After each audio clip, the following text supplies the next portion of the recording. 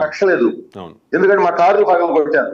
కానీ కొంతమంది కుటుంబాలు పోయి ఆస్తులు పోయిన వాడు ఎవరికైనా కోపం వచ్చి ఏదైనా చేశాడేమో కానీ ఇదే సందర్భంలో తెలుగుదేశం వాళ్ళు కూడా ఇద్దరు ముగ్గురు కార్యకర్తలు చంపిన మాట వాస్తవేగా. వైసీపీ వాళ్ళు మీరు అది కూడా చెప్పండి. మీరు వైసీపీ వాళ్ళు టీడీపీ కార్యకర్తలను చంపిన మాట వాస్తవే కదా. కర్నూలు కావచ్చు, అదే విధంగా మంగళగిరి దగ్గర ఉన్నటువంటి ఒక ముస్లిం కుటుంబం చెందిన వ్యక్తిని కావచ్చు చంపిన మాట వాస్తవేగా. తెలుగుదేశం కార్యకర్తలు కూడా ఇప్పుడు ఎక్కడన్నా కొంతమంది కోపతాపాలు అదే చెప్పాడు చంద్రబాబు నాయుడు గారు. దయచేసి అందరూ కూడా సమన్వయం పాటించండి. అదేవిధంగా ఎమ్మెల్యేలందరికీ కూడా చెప్పారు, దయచేసి గొడవలు దెబ్బకి దెబ్బ పరిష్కారం కాదు. చట్టం ఉంది, చట్టం తన పని తను చేసుకెళ్ళింది. కాబట్టి ఫైనల్ గా ఒక ఇంపార్టెంట్ దాని మీద మీరు క్లారిటీ ఇవ్వాలి. అచ్చెన్నాయుడు, కొల్లు రవీంద్ర, రఘురామకృష్ణరాజు, ధూళిపాళ్ల నరేంద్ర, దేవినేని ఉమా, కొమ్మారెడ్డి పట్టాభిరామ్, ఇంకా మీలాంటి వాళ్ళు ఇలాంటి చాలా మంది మీద ఉద్దేశపూర్వకంగా ఇబ్బందులు గురి చేశారు గత ప్రభుత్వ హయాంలో అనేది మీరు చెప్తున్నమాట. వాస్తవంగా చెప్పాలంటే ధూళిపాళ్ల నరేంద్ర కానీ, కొల్లు రవీంద్ర కానీ, అచ్చెన్నాయుడు కానీ వీళ్ళందరినీ, రఘురామకృష్ణరాజు కానీ అప్పటికి మీ పార్టీలో ఆయన లేకపోయినా మీకు సింపథైజర్గా ఉన్నారు కాబట్టి వైసీపీలో ఉండి కూడా టెక్నికల్గా. అండ్ కొమ్మారెడ్డి పట్టాభి విషయంలో కూడా ఏ రకంగా పోలీసులు ప్రవర్తించారు అన్నది ఓపెన్గా చాలామంది చెప్పారు. ఏ రకంగా ఇబ్బంది పెట్టారు, కొట్టారట, ఇంకా చెప్పకూడనివి చాలా చేశారట. కానీ ఇప్పుడు లోకేష్ వాళ్ళని పరామర్శించే క్రమంలో కూడా అన్నారు, మనం అధికారంలోకి వస్తున్నాం, కంగారు పడకండి, ఇంత చెల్లిద్దాము, మూల్యం చెల్లించుకుంటారు అని చెప్పి. మరి రెడ్ బుక్ కూడా చూపించారు కదా లోకేష్. ఆ లోకేష్ రెడ్ బుక్లో ఉన్న పేర్లు ఎవరెవరివి నాకున్న సమాచారం చెప్తాను, అది కరెక్టో కాదో మీరు చెప్పాలి. సజ్జల రామకృష్ణారెడ్డి, లేళ్ల అప్పిరెడ్డి, దేవినేని అవినాష్, తలసిల రఘురాం, పెన్నెల్లి రామకృష్ణారెడ్డి, అంబటి రాంబాబు, పేర్ని నాని, గుడివాడ కొడాలి నాని, వల్లభనేని వంశీ, రైటే కదా. ఇంకా ఏమైనా ఉన్నాయో పేర్లు? పవన్ కళ్యాణ్ గారిని ఇబ్బంది పెట్టిన వాళ్ళలో రోజా, గుడివాడ అమర్నాథ్, ఫ్రీజ్ అయినట్టుంది.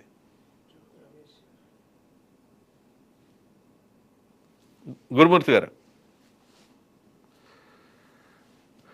గారు డిస్కనెక్ట్ అయినట్టుంది, ఒకసారి చూడండి టెక్నికల్ టీం. రైట్ రైటా? రైట్. ఇంకా కొత్త పేర్లు అంటే నాకున్న సమాచారం మేరకు నేను చెప్పాను, అది నాకున్న విశ్వసనీయ సమాచారం మేరకు. మెయిన్ అసలు పేరు ఒకటి మర్చిపోయానండి, జోగి రమేష్.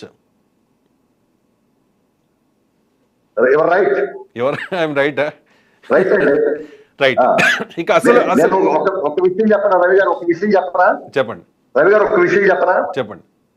చాలా మంది రెడ్ బుక్ గురించి అదేదో కక్షలు కార్పణ్యాల కోసం పెట్టారు అని ఏదో అనుకుంటున్నారు.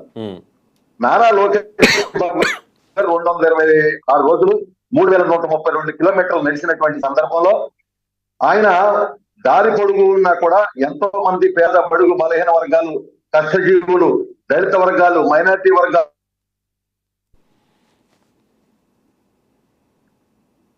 రైట్. కనెక్షన్ సరిగ్గా లేదండి. అంటే అది కూడా నోట్ చేసుకున్నారు, అది బహుశా మైండ్లో నోట్ చేసుకుని ఉండొచ్చు, ఇంటికి వెళ్ళిన తర్వాత బుక్లో రాసుకుని ఉండొచ్చు. బట్ ఈ రెడ్ బుక్ అనేది ఒక స్పెషల్ మాట. ఈ రెడ్ బుక్ చరిత్ర ఏంటి అంటే దానికి చాలా పెద్ద చరిత్ర ఉంది, నెక్స్ట్ టైం ఎప్పుడైనా మాట్లాడుకుందాం. కానీ కొన్ని పేర్లు ప్రముఖంగా వినిపిస్తూ ఉన్నాయి. వైఎస్ఆర్ కాంగ్రెస్ పార్టీలో ఒక కీలక నేతగా ఉండి జగన్మోహన్ రెడ్డి గారికి అన్నీ తానై ఉండి మీరు మీలాంటి నాయకులు పదే ఆయన సకల శాఖ మంత్రిగా ఆయన్ని అభివర్ణిస్తూ ఏ శాఖకు సంబంధించిన అంశమైనా ప్రభుత్వం మీద ఏ విమర్శ వచ్చినా కూడా ఆయనే మీడియా ముందుకొచ్చి అన్నీ తానే అన్నట్టుగా ఉండి ఒక షాడో సీఎంగా వ్యవహరించారనే ఆరోపణలు ఉన్న ఒక ప్రముఖమైన వ్యక్తి కూడా ఈ రెడ్ బుక్ హిట్ లిస్ట్లో ఉన్నట్టు, ఆయన్ను కూడా త్వరలోనే అరెస్ట్ చేయబోతున్నట్టు కొన్ని ఊహాగానాలు నడుస్తూ ఉన్నాయి. దాని గురించి ఏమైనా చెప్పగలుగుతారా గురుమూర్తి గారు? ఫోన్ లైన్ ఒకైనా తీసుకోండి అట్లీస్ట్. గురుమూర్తి గారు, యా సజ్జల్ గారి విషయంలో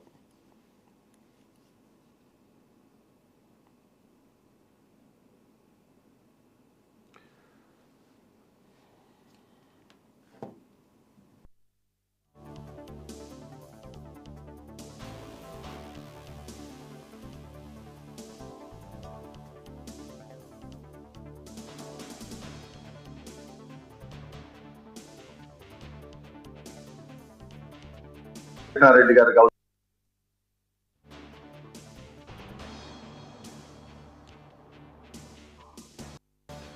ఆ 50 మంది కష్టాలు కన్నీళ్లు ఈ పుస్తకంలో ఉన్నాయి. దీనికి బాధ్యులు ఎవరు అంటే బాధ్యుల మీద చర్యలు తీసుకోవద్దా? అదే విధంగా రాజధాని ఉందండి.